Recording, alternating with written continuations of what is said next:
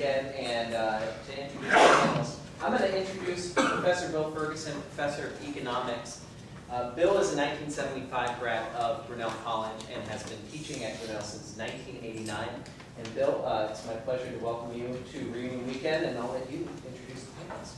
Okay. Thanks, Bill. All right. I'm going to introduce the panel in a minute. I've been asked to make a few general remarks about the nature of the financial crisis. So I'll try to do this without turning it into an econ lecture. If I start going too far in that direction, we can squiggle around in the chairs like there are a bunch of students when I've gone over time. Okay.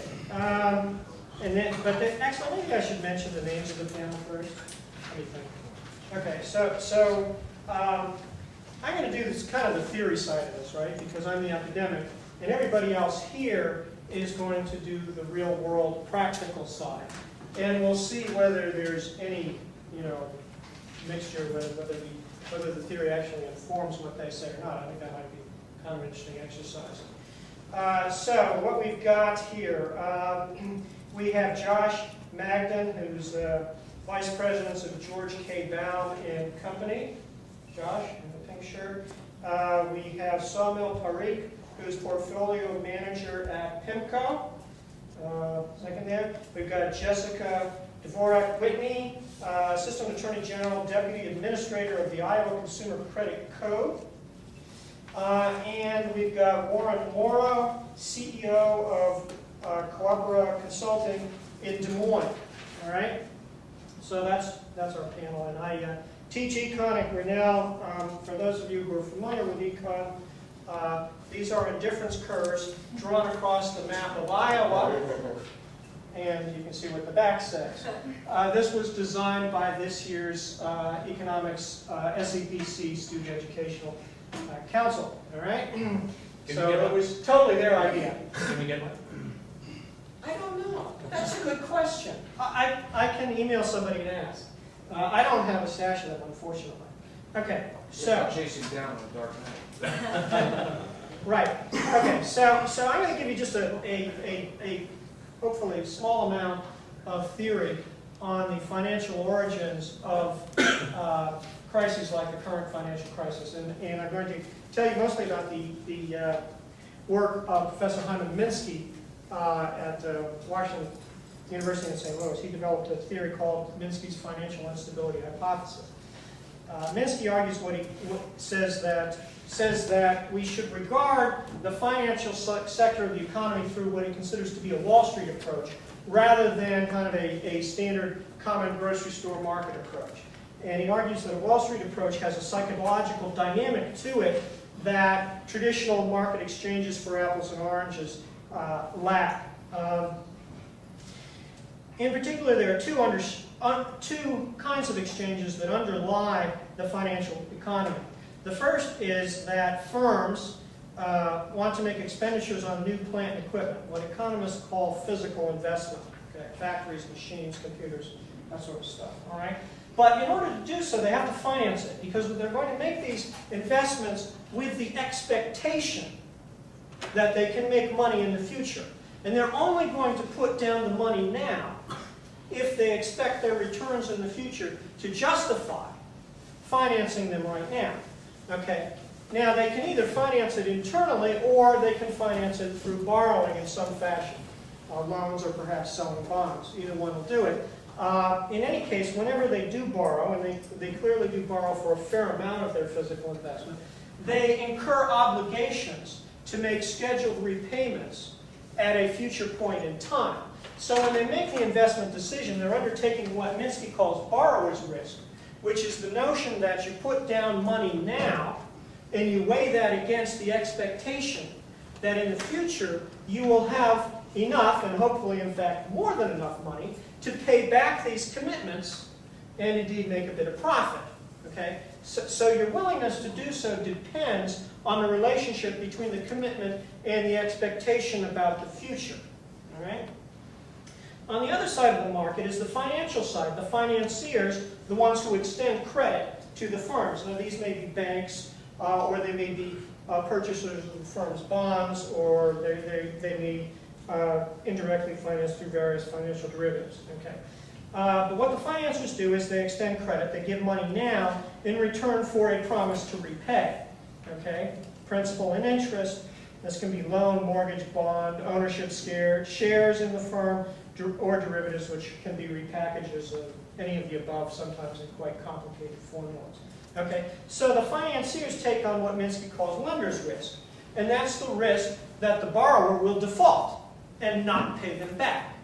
Okay? So we've got borrower's risk, essentially, from the borrower side, the risk that that their future revenue will not be sufficient to cover their payments. And the lender's risk, essentially the same thing, but from the other side, that the borrower will, in fact, fail to repay them on the credit that they have extended to them. Okay. So then Minsky basically just says that a business cycle, and particularly a financial boom and bust cycle, revolves around the pattern of expectations that these two types of risks generate. And you can measure the risk by what Minsky calls leverage, and that's the ratio of loans to assets. So if you have, say you have property worth $2 million, and you take out $1 million in loans, your leverage would be 50%, and so forth. Okay? So we get a psychological theory of the business cycle. So the business cycle starts out in an early boom, the end of a recession. Everybody's just been burned, and so everybody's very cautious. So firms are investing only a little bit. Banks are extending few loans. And they do that, and everything works okay. In fact, it works a little bit better than they thought it would. So everything gets paid back. Everything works. Then they notch it up a little bit. Firms invest a little bit more. Banks become willing to lend a little bit more. Again, everything works. People get paid back. And as this happens, firms start increasing what Minsky calls their expected returns. They say things going well for a while, so they say, okay, if we keep going, we can make more money, so let's keep going. And so this goes on for a while. So the boom gets into its third, fourth, fifth, sixth year, and there's been a good track record of nice returns. And then at this point for Minsky, things start to get a little dangerous. What happens is that firms can engage in one of two types of finance. Hedge finance, which is safe, and that's the idea where your current income actually covers the obligations that you have on hand now, and what's called speculative finance, which is when you take on obligations, you take out loans that the future payments are above your current income, so that you know the only way you're going to repay these things is if your future income is higher than your current income. Okay? So what happens is as the boom progresses, the proportion of firms who engage in speculative finance increases, and the leverage ratios, the ratios of debt to asset, start rising, and both borrower's risk and lender's risk increase. Okay? And again, this is based on an expectation cycle. Okay, so what happens? Well, this has gone on for a while. Okay, if I quote Keynes? So I get it too academic. Okay. That wasn't a universal no, so I'll go ahead. Keynes, as you may know, wrote a book entitled The General Theory in 1936. 1936 was the middle of the Great Depression. All right? So Keynes had the Great Depression on mind, or in mind, when he wrote this book. Keynes wrote the following concerning expectations, and then Minsky just picks up on this, all right? So Keynes said it would be foolish in forming our expectations to attach great weight to matters which are very uncertain. It is reasonable, therefore, to be guided to a considerable degree by the facts about which we feel somewhat confident. Okay? We feel comfortable with these facts, even though they may be less decisively relevant to the issue than other facts about which our knowledge is vague and scanty. For this reason, the facts of the existing situation enter, in a sense, disproportionately into the formation of long-term expectations. So Keynes's idea here is that we pay too much attention to the current information. So when the boom is on the upside, People pay too much attention to the high profits that they're earning right at the moment and base their expectations too much on a presumed continuance of those high profits. That leads us to the upside of the boom, or what some people might call a financial bubble. So what happens? The boom becomes fragile. Leverage ratios are very high. And then an important event essentially pops the bubble. What happens? Well, we know what happened, right? Bear Stearns collapsed in March of 2008, right? What happens to everybody's expectations after Bear Stearns collapse? All of a sudden, this great financial party that we've been having doesn't look as much fun anymore. A few more things happen over the summer. Then we get to the fall. Fannie Mae, Freddie Mac, Freddie Mae, Fannie Mac, whatever that is, they go under. Lehman Brothers goes under. Goldman Sachs in deep trouble. And so on and so forth, right? So the expectations all of a sudden, again, probably reading current events into their equations disproportionately, everybody all of a sudden enters into what Minsky calls a rush for liquidity. They want cash. They don't want to make any more commitments. They want cash now. How do you get cash now? You get cash now by selling your assets. What happens when everybody wants to sell assets and nobody wants to buy them? What happens to the price of the assets? They go down. The stock market plunges. The value of homes on the real estate market plunges.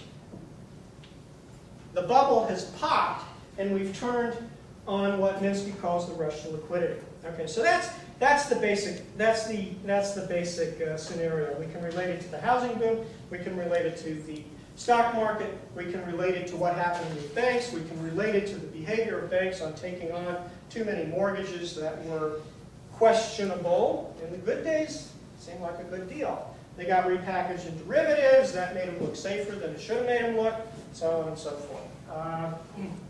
So that's what we ended up with. Minsky, I'm going to only say two quick things about policy. Minsky suggests two things.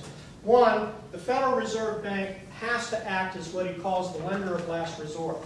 In other words, when the banks are strapped for cash and they need money because they have to pay their depositors back, the Fed's got to step in and do whatever is necessary to ensure that liquidity flows in the system.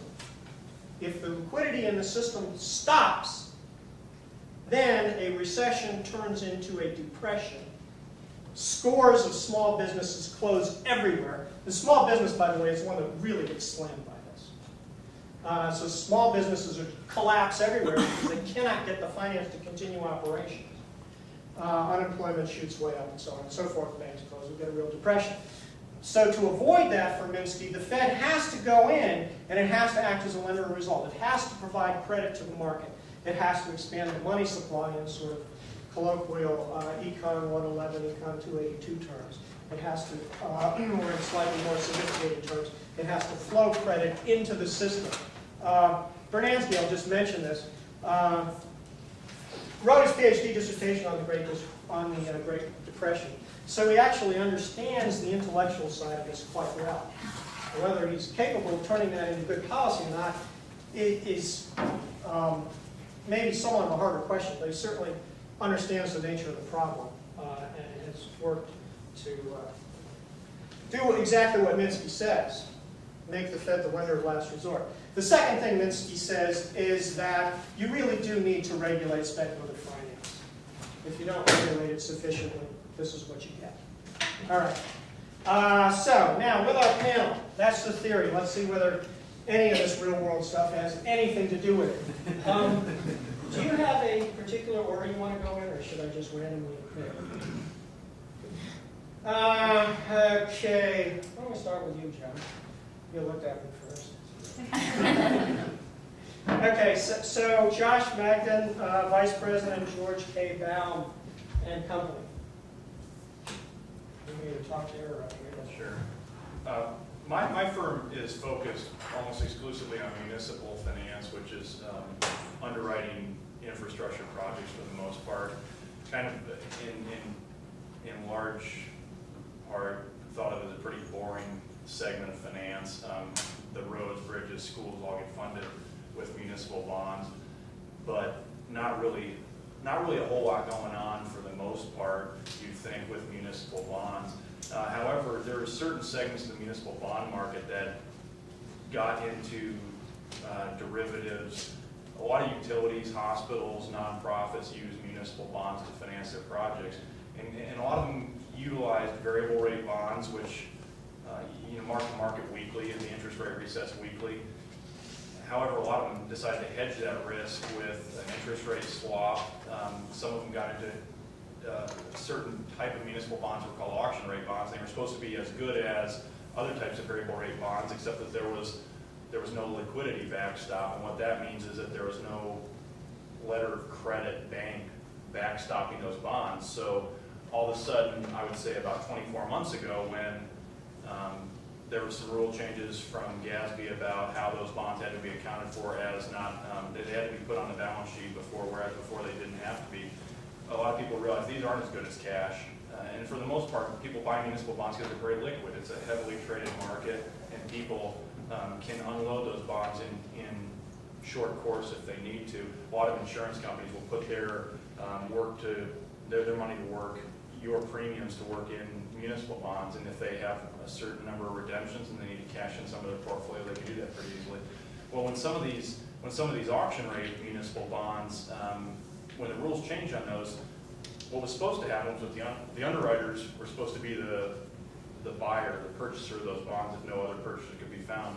And all of a sudden you had some of the Wall Street firms with $10 or $20 billion of auction rate bonds that clients wanted them to buy, and they said, whoa, hold on, we can't do that. And so you see all of a sudden what happens is that hospitals, museums, a lot of these issuers started paying what was the default rate in the bond documents, which was 10 to 12%, and in some cases a little bit higher. And so you can see how very quickly that would have started to eat up their any cash reserves they have. So that's one sector or one segment of the municipal bond market in which I've seen this crisis kind of disproportionately impact public entities that thought what they were doing was reasonably safe. So for a period of time over, and this is just kind of history, nothing necessarily to comment on speculation in the financial markets, but there was a point in time at which the municipal bond market basically didn't have much going on. I had a non-rated bond issue that I priced in December at 9%, when the historic rate over the last 2 years on that type of bond had probably been high fives, low sixes. And there was just this vacuum where nothing was happening. But if you look at a chart of rates from December until now, AAA yield curve, rates have actually come down, which is a good thing for issuers, but you have to keep in mind that the issuers that can access the market are the best possible issuers. They can access the market at the best rate, I should say. Grinnell College, for example, in large part because the endowment is a AAA rated credit, and that's AAA rated on its own. That's the best possible credit rating. The rest of the market usually spreads something from that. So if Grinnell can borrow at a 3%, an issuer who's a BBB probably is going to borrow at 6% and probably even mid sixes. And so it's these small issuers, little towns, counties, utility districts across the country that are in some ways being disproportionately hurt by what's happened. And what also happened was that there were 6 municipal bond insurers. Every bond that went out got a AAA rate stamped on it if you could buy the insurance, if the insurance companies would insure it. Now there's one, and they don't even have a AAA from all 3 rating agencies. And so what you see is that whereas before you could go credit enhanced with bond insurance, those bond insurers, what they did was they had to chase that quarterly earnings beast like everybody else. And so they, instead of just sticking to municipal bonds, they got into insuring the CDOs and the mortgage-backed securities, those bonds that were pooled together, sliced up, derivatized, and insured in some cases. So they had to pay out on a lot of those. But so that has all come back to essentially where you and I is in our water and sewer rates, in the rates we might pay at the hospital when we go in for something, in terms of sales tax and in general property taxes that we pay. We're going to end up probably having to pay higher rates for a period of time because the rate at which the communities we live in can borrow has gone up. Now that said, from an investor standpoint, and Saumil can probably talk to this better because he's on the buy side of the business, but municipal bonds have historically had less than 1% default rate as opposed to corporate bonds, which were 6-7% maybe, and right now we're probably a lot higher than that. So in terms of the municipal bond market and municipal bonds as an investment, it's still a good bet, but rates are still higher if you're going to issue bonds. So I'll stop there. I mean, I just wanted to go back to Bill Ferguson's point about Minsky and speculation. You know, I work at a firm called PIMCO, which is the largest manager of fixed income assets in the world. We manage about $1 trillion of assets for pension funds, for endowments, for individuals, et cetera, et cetera. And, you know, we've had somewhat of a unique benefit of being in the center of this storm from a couple of reasons. One is that we're based in Southern California, which for all intents and purposes was really the center of speculation for this housing crisis. You know, 8 out of 10 subprime mortgage originators were headquartered in the same town that my firm is in. So you know, we knew very early on, thankfully, that a lot of what was going on was what Minsky described as Ponzi finance. What that means is essentially homes were being financed at prices and at valuations that, under normal circumstances of borrowing a 30-year fixed-rate mortgage, which would be what most people look to borrow as a safe means of financing a house, you would have had to have the ability. Home prices got to a level basically of 8 or 9 or 10 times what a normal 30-year mortgage would afford an average American household to buy in terms of the value of a house.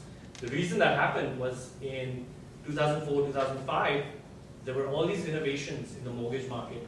There was the implementation of a lot of financial technology, which at the time was perceived as extremely efficiency creating in terms of being able to move capital around the world, being able to get people who wanted to go to buy homes into homes at affordable rates.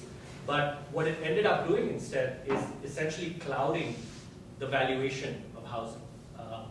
You know, one of the things we talk about a lot is because we invest in mortgage bonds and we actually give money to borrowers in the housing market. But we have to be careful about how we value the underlying asset. And I think one thing that we've learned, and that the entire system, the financial system, the economy, homeowners, you know, politicians, everybody is learning, is that there is a limit to which asset prices can go up.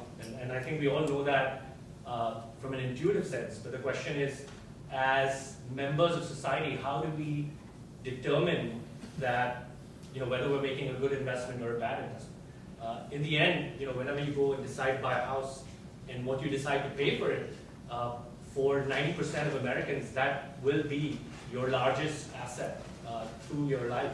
So when you go in and decide to buy a house, it's very important to figure out whether the price you're paying is something that makes sense or doesn't make sense. And the way we sort of think about it, and I think this is somewhat important for everybody to think about, is, you know, in a culture where home ownership has had such a high sort of prominence in terms of, you know, the achievement of home ownership has been a huge political, has huge political tailwinds going back to the 1950s, and the creation of the Fannie Mae and Freddie Mac and all the agencies, and the entire mortgage market was essentially was created to encourage homeownership. However, you know, every homeowner has the ability to rent, and the price you pay for renting a home should have a direct relationship to the price you pay for buying it when you have those two options. Because essentially, you know, you can buy or you can theoretically lease a house for a very long period of time, and the price at which you lease it should have some bearing on the price that you're willing to pay when you buy it. And that relationship basically broke down terribly in 2005, 2006, 2007. I mean, we got to levels where the rental yield, or what we call rent per unit of price, dropped to below 2% in the US, which on a historical basis, rental yields would be anywhere between 6 and 8% depending on where you are in the country, which means that prices were essentially 3 or 4 times higher than what historical averages would be, given the average income or average wages in the country. And this was all because the mortgage market or the financing market for housing just took things too far, as Minsky would say, went from hedge financing to Ponzi financing, and yet we didn't have the regulation in place to keep it in check. We are in some ways the freest financial capital markets in the world. Being in America has several benefits, and that has historically been one where savers and borrowers can meet in a fairly unregulated way in the market.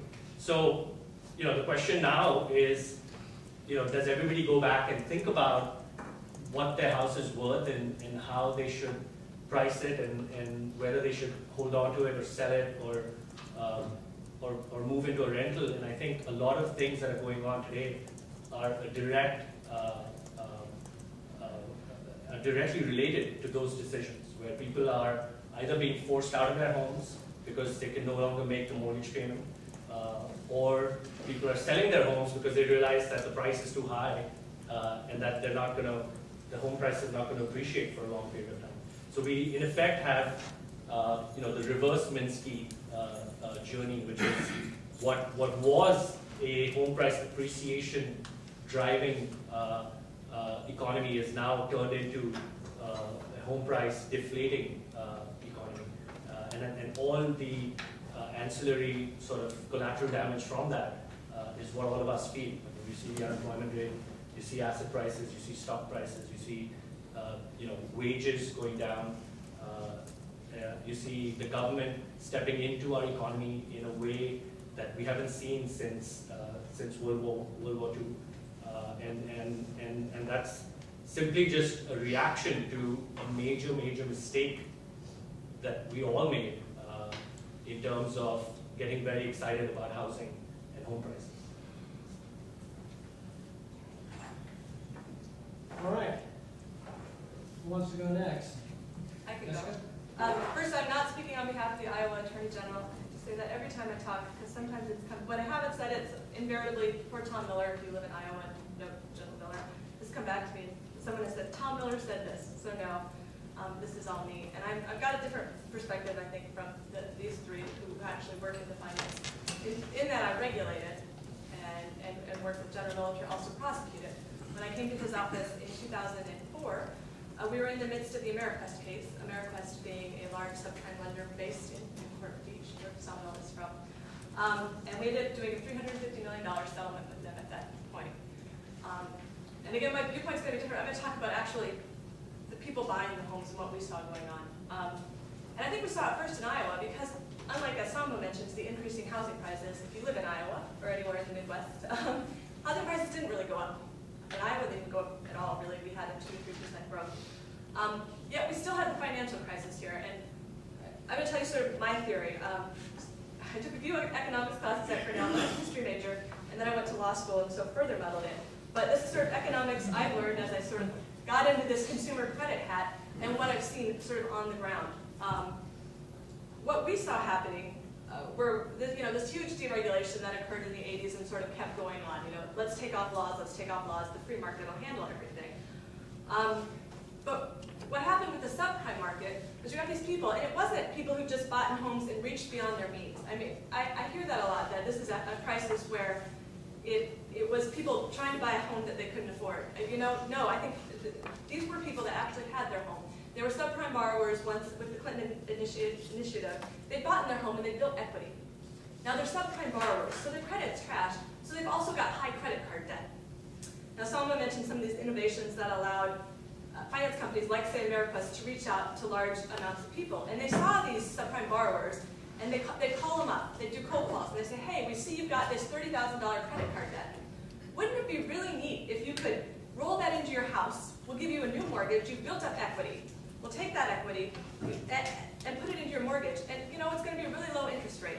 Granted, that's only for 2 years because, you know, it's a 2-year arm, so it's going to adjust an insane amount, and it has no ceiling. But don't worry about that. And quite frankly, these were people desperate. They're not necessarily the most well-versed financial people, and they thought it was great. Because not only did they tell them, oh, in 2 to 3 years, your credit will be better, we'll be able to refinance you. And this happened for a while. They kept flipping. And they didn't even wait 2 to 3 years. These folks in Southern California, I swear, they just sort of go round and around and around. I have consumers coming to my office, all the big, you know, Countrywide, Ameriquest, Wells Fargo Financial, which is actually based in Des Moines. But anyway, they would just kind of pick and choose. These subprime lenders would call them up. Every 6 months, they'd get a new mortgage. And slowly, the equity was gone from their house. Now, on the coast, we saw this earlier in Iowa, because on the coast, the housing prices kept going up. So there was this, you know, phantom equity that was still there. In Iowa, that didn't happen. So what we saw were inflated appraisals. Suddenly, there was this home on the east side of Des Moines, and if any of you are at all familiar with the east side of Des Moines, not very good, that would be worth $200,000, a $60,000 house. And so it would come into our office as fraud, as consumer fraud, because there was an inflated appraisal going on. And so we knew something sort of wasn't quite right here. And from our vantage point, what was happening was that these mortgage companies weren't keeping these mortgages. You know, old time, your bank would keep it, your local bank would keep it. No, they were selling it to the secondary market. The secondary market really wasn't doing its job. They weren't checking to see what they were getting. Besides, risk was built in. I was telling them in 2005, General Miller, we proposed some legislation, and I'd go to the Iowa legislature because some of these subprime folks could be regulated in the state manner. And I'd try and propose legislation. We were just essentially trying to do underwriting standards into the law because we didn't see it being done. And they laughed at me. And they treated me, especially as a younger woman, it was sort of like these senators would pat me on the head and say, no, little girl, you don't understand the market. Companies would never make loans like that. No, literally, I was laughed. I mean, they would laugh at me like I had no idea what I was talking about. I was just a lawyer. What did I know? And then I'd come back in 2006 and still. And at this point, Iowa was like 4 in subprime foreclosures because, again, it happened earlier in Iowa because we didn't have the housing bubble, so to speak. So our foreclosure started. I think we're like 21 now, so you can kind of see how Iowa kind of has gone down faster than the rest of the world, but we were up higher first. So it was a real concern of ours, and we kept suing these companies, but you know, you can it's me and another person. We can only sue so many multi-million-dollar companies at a time. And since we couldn't regulate them through financial rules, that was what we were trying to do, was regulation through lawsuit. And now they're mostly gone, as you can tell. It all imploded, as we talked about, and it's had other ramifications. So now I guess what we're focused on in our office, we ceased trying to regulate because even in 2007, I think 2008, we still tried to go to the House and Iowa state legislature and propose rules. And the lobby is powerful, the business lobby is powerful, so we still haven't gotten much done. We got some mortgage foreclosure rescue stuff done. And then there's also, if you ever want to get into a real legal discussion, there's a preemption argument between federal regulation and state regulation. And where those two meet, and should they overlap, or should there be one big umbrella regulation. But now what we see sort of from our perspective, from a regulator perspective, since these loans aren't being made anymore, and companies have kind of learned, and so and the incentives aren't there to do that. I've become a big, I guess you'd say, behavioral economist. I don't know, those of you with economics backgrounds can say, but I really strongly believe in incentives. And I don't believe in rational people working in consumer protection. No one's rational. I mean, everyone wants to believe that it's a great deal. Look at Bernie Madoff. Yes, I'm getting 100% return when no one else is, and you want to believe, right? You're not rational.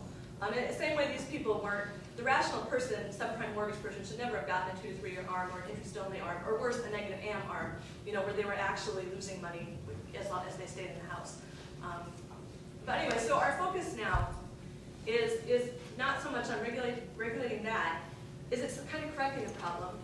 We've done a mediation. We have a mediation hotline in Iowa. It's sort of an unusual program where we actually try and help borrowers work with the lenders. Because again, the lenders didn't get it. The way the whole system's set up, you know, they're bonds, right? And security folks own them.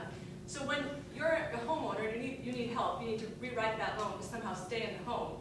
there are all these rules that are preventing you from doing it, and your mortgage, your mortgage might be split up into several different packages, and there are all different rules, and no one wants to rewrite that loan in a way or do a modification. And we spent a couple of years too with companies working with them to try to get them to understand that they were going to take a bath in this mortgage. They were going to lose 50%, whereas here, if you just write the loan down 10%, the people will still stay in the loan. They want to stay in the house. But they actually have the means to do X.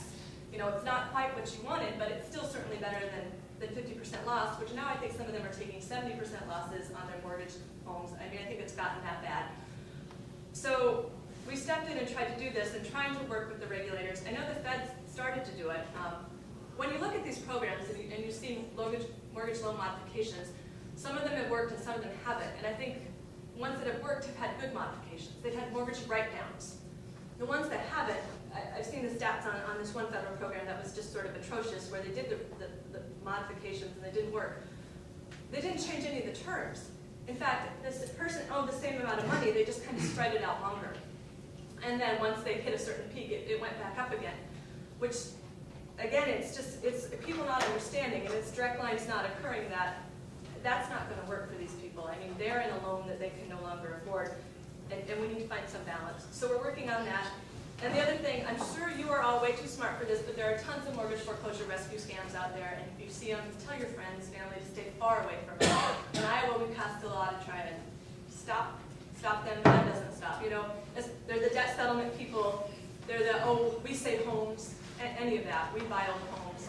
They completely scam you out of your home. You think you're staying in your home, and all of a sudden you've signed away your home and you don't even know it.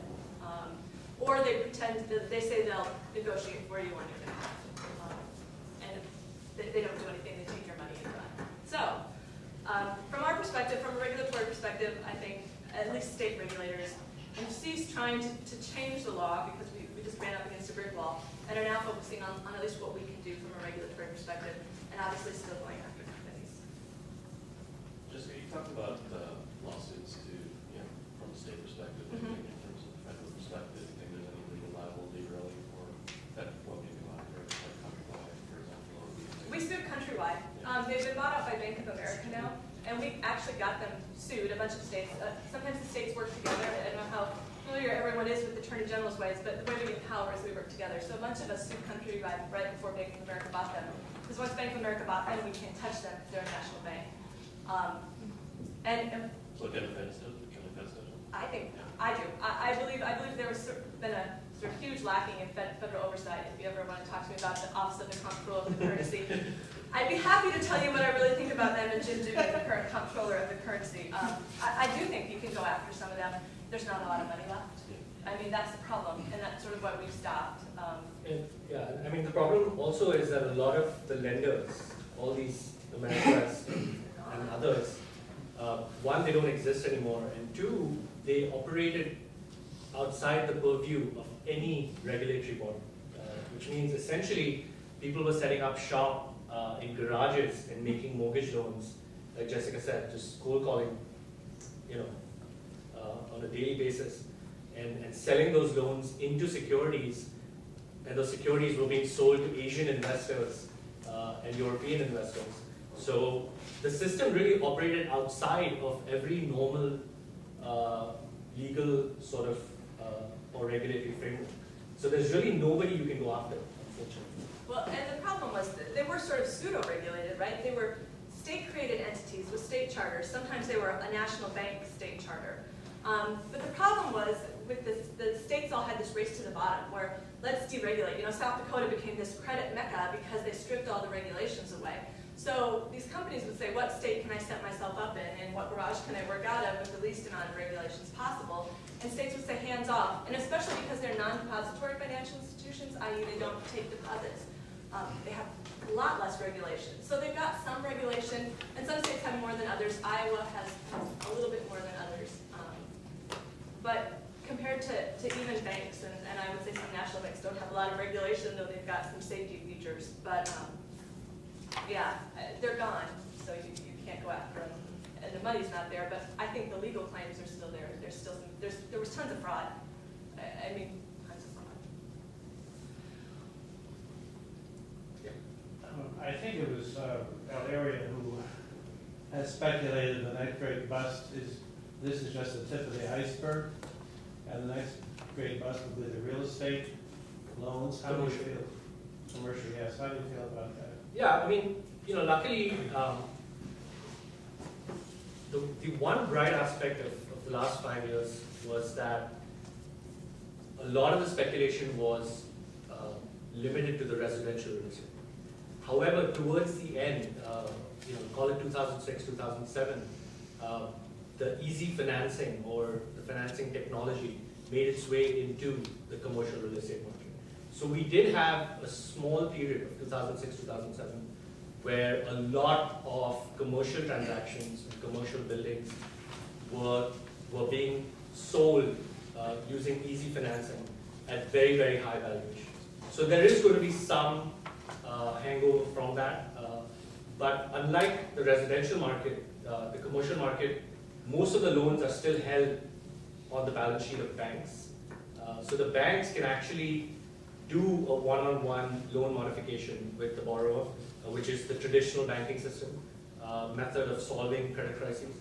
So unlike the residential market where the securitization is what caused basically the lack of anybody there to modify loans, I think the commercial market will see a problem, but it'll be resolved in a more traditional manner. And your firm questioned the rating of the U.S. government. How do you feel about that? Yeah, I mean, it's sort of a fiction to rate a government who can print its own money, right? I mean, to the degree that the U.S. government has debt denominated in U.S. dollars, and the Federal Reserve can print U.S. dollars at will to repay that debt if it needs to, what does a rating mean, really?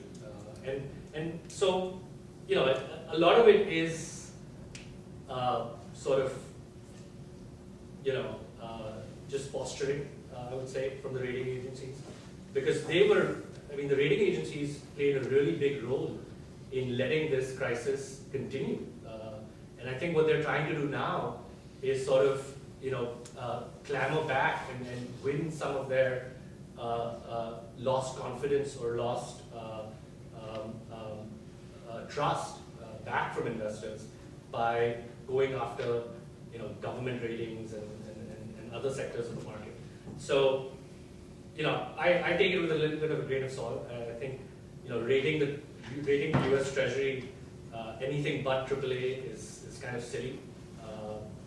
But I mean, you can make whatever you want out of it. The rating agencies, I talked a little bit about them, but they're taking a different approach between Standard & Poor's and between Moody's.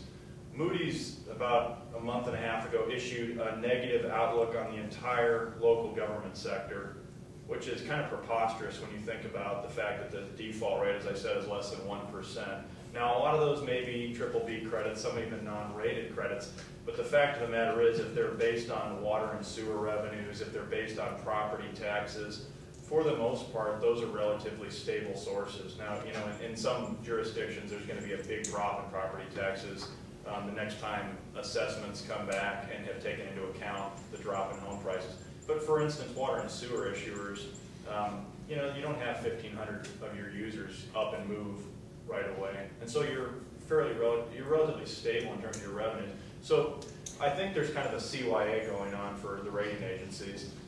Moody's, and they were both complicit in this, as Saumil said. They weren't doing their due diligence. They're supposed to be kind of the last safeguard for the investor. But the irony of it is that if you're going to issue bonds, you pay them for the rating. So really the investor, for instance, PIMCO, if they want to buy certain bonds, they should go get the credit agency to rate those bonds so that they know objectively what that rating is. So there's that as well. Standard & Poor's, on the other hand, has recently upgraded across the country a number of issuers, including a lot of issuers in California. And it's a very simple function of can they cover their debt or not. But they're taking different approaches to that. But there is this intent, I think, ultimately to gravitate towards more of a global rating scale, so that you can take a Grinnell College and benchmark it against the city of Des Moines Water Department bond, or the city of Des Moines, or say Principal Financial Group in Des Moines, you could benchmark Grinnell's bonds versus their bonds, and what are they rated? And a AAA is a AAA, and anything less, you know how that stacks up. But I think in some ways everybody put the blinders on. They saw what they wanted to see, and this is not just corporations being greedy. This is individuals being greedy as well. This is gravitation away from the ethos that you live within your means and you spend no more than what you make. And when people saw the chance to get easy money, they went and got it. And yeah, Ameriquest and other corporations facilitated it in some cases to criminal degrees, but the individuals were by no means to be exonerated in this. Doesn't this all go to the compensation system? In other words, with the mortgage brokers, they got a fee, and they sold the mortgage, they had no personal responsibility once the mortgage was sold to the assemblers sold it to the distributors sold it to the agents. And that mortgage broker was off the hook. The same is true with the bond people. The compensation is all triggered to immediate sort of gratification. What if we had a system where we said your compensation is based over the life of the instrument you rated? In other words, you won't get all that fee up front. We're going to see how the fee carries out. I think personally that's coming. I've seen some dialogue in the Obama administration about that. What do you think of that? In other words, the fees are all loaded towards the front end, and there's no personal responsibility. So you defer your income, defer the fee until it, is out maybe 7-10 years, so you can see that these things are performing. Doesn't that work? I agree with you, because in the case of Ameriquest or the mortgage broker fraud we've seen, and when we wrote our Ameriquest settlement, the compensation was crazy. The way they were done, it was not only based on loans, but it was based on the highest interest. If you put someone into a higher interest rate, or a mortgage broker, their yield spread premium is bigger. The higher the interest rate, the more you got compensated. The more extra fees that were added on, the more you got compensated. Everybody was acting rationally. There was no risk for them, so why not make the transaction and get out? It was true for the rating agencies, true for the mortgage brokers, true for the CEOs.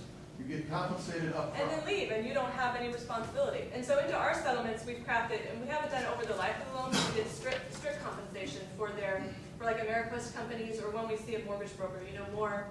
And I don't know that disclosure always works, because you get that disclosure, mortgage broker yield spread premium is disclosed on your HUD 2 and your HUD 1, but I'm all for better compensation, because I think it was really worked up. Yeah, well, it's definitely coming on Wall Street, which means that the ability for people who are responsible for originating loans, for making loans, for generating credit in this country, their compensation and their incentive structures are going to change dramatically. Because we've seen this now for almost 3 decades. We had the junk bond bubble in the late 1980s. We had the tech stock bubble in the late 1990s. And now we've had a residential real estate bubble in the middle of 2000. And it's the same game. It's Wall Street in the center of the financial universe, who gets compensated, like you said, on a very short-term basis. They basically parcel risk, they make loans wherever they can, they make the fees as soon as they make the loan, and they disappear. And I think you're right. I think it is going to be a very heavily regulated utility-type industry going forward. And I think that will be an extremely stabilizing force for the economy as we look ahead. But it still doesn't change the fact that you're right. That has been a major factor in all of this. I think you're going to get a question too about should these companies be involved in so many different areas of finance, and should one company, for instance, in South Denver right now, there is 2 or 3 8-story buildings that under the name Aurora Loan Services, which is one of the foreclosure hotspots in the country. But Lehman Brothers owns that subsidiary, and they set that subsidiary up so that they could feed their own bank those mortgages to bundle together into bonds and then to sell off around the world. So if companies are too big to fail, the question is, I guess, should we let them get that big? Okay, I'd like to interrupt here because we still have one more panelist who is not spoken. So let's let Warren Morrow speak, and then we can go back to general discussion. Warren? Thank you, and I haven't spoken for a reason. I'm kind of out of my league. These guys really deal a lot with finance and modeling and studied economics, and I actually only took one economics class while I was at Grinnell. I was a biology major. But now I'm working in, I'm running one of the companies under the Iowa Credit Union League, and I find myself in a position where amidst this environment, amidst this context, I have to try to convince credit unions that they should be serving the Hispanic community. So it's a pretty interesting proposition because of how cautious this has made everyone, how conservative this has made everyone. And I've been trying to rack my brain on how my story relates to what we're talking about here. And maybe I'll just tell the story and see if you can help me see how it relates. But I think what I'm most interested in is the behavior, the human nature, and what it is that human nature has as its characteristics that made us arrive here. So the story starts in Mexico City, which is where I was born, and my mom, who was had a master's degree in education, ended up sacrificing everything so that my sister and I could have a better opportunity in the U.S. And so even though you have a master's degree in education in Mexico, which is like having a doctorate, stature, self-esteem, she sacrificed all of that to come to Tucson, Arizona, and work in daycare, work as a cleaning homes. And so it was the first time that I saw the misplaced value of immigrants. The idea that there was some that there wasn't enough being contributed to warrant real attention, real value being placed on someone like as talented as my mom. So just a lesson that stuck with me. I arrived at Grinnell College, and at Grinnell, I looked around and saw that I was one of only a few Hispanic students that were receiving this world-class education, this privilege, and there were only a few professors that were Hispanic, and then obviously no trustees that were Hispanic. So it made me question what's going on, what's causing this. And again, it made me think about the misplaced value, this inequality and their systematic barriers. So back then, we started a youth nonprofit. And this youth nonprofit was our way of equalizing. It was our way, as a group of friends, of equalizing and providing a greater opportunity so that we could close the gap in education, close the gap in the economic situation of our households, and in political disparities, health disparities. But all we knew then was let's motivate some kids to go to higher education. Well, that was probably the biggest lesson that I had in life in working with these kids, because it exposed to me that even though this immigrant community does value education and does value hard work and perseverance, a lot of the kids, where we make 2 steps forward, we're taking a step or 2 back, and it was because of the economic situation of the home. The parents either had to have 2 or 3 jobs, and even though they had the value of education, weren't really there, present, to instill that value in the kids. And sometimes the kids were dropping out to supplement the family income. And so sadly, we have a dropout rate in the Hispanic community of 1 out of 2 people, 1 out of 2 students dropping out. So again, it made me see that there was a misplaced value, that we would go around in this nonprofit looking for corporations to give us handouts, give us contributions, and they weren't seeing that the community was only as strong as its weakest participants, as weakest residents. And so I felt that there wasn't enough of an investment happening in this community. At the same time, I realized we can't sit around and wait for these institutions to see that opportunity. We have to change the equation and expose the opportunity and assert our opportunity.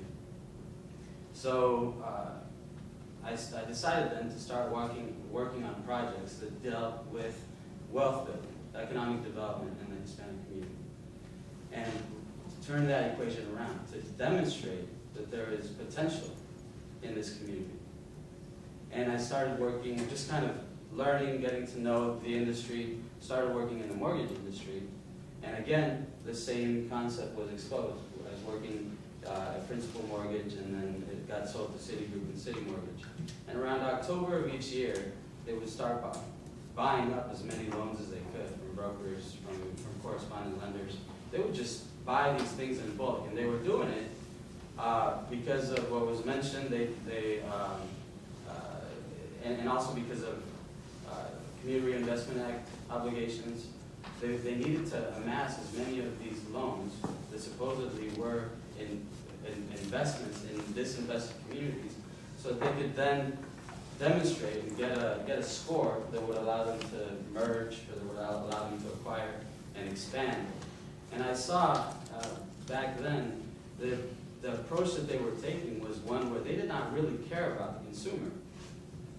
They just cared about gaining those fees that in a loan portfolio that they weren't going to have a long-term interest in. So when I saw that detachment, and that not just the detachment, but a very conscious detachment from the consumer, I thought, you're paying premiums to make loans to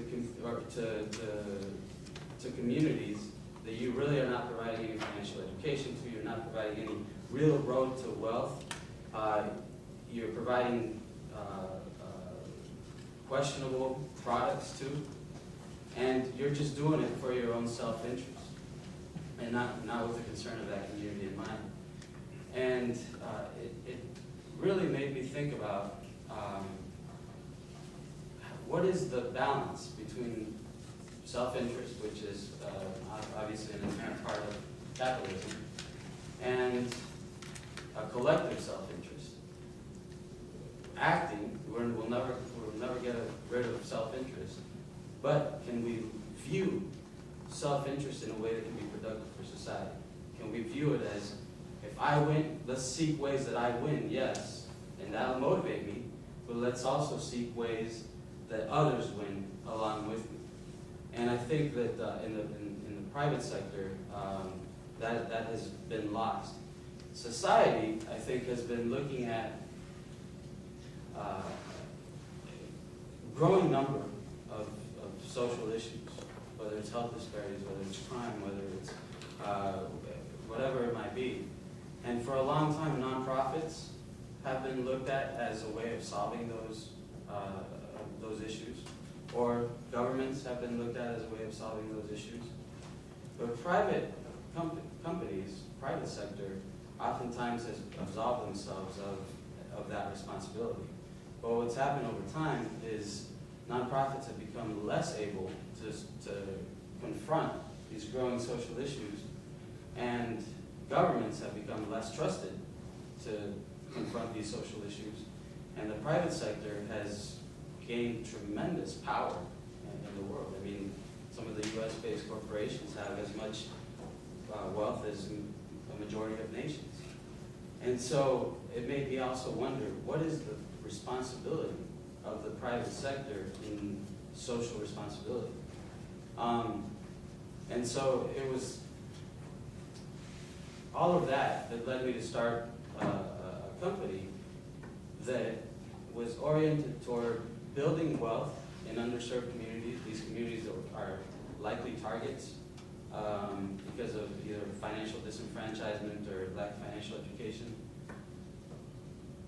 And how can we build wealth in those communities, not in spite of, not by compromising our own profits, the private sector's profits, but how do we serve them? How do we grow their wealth?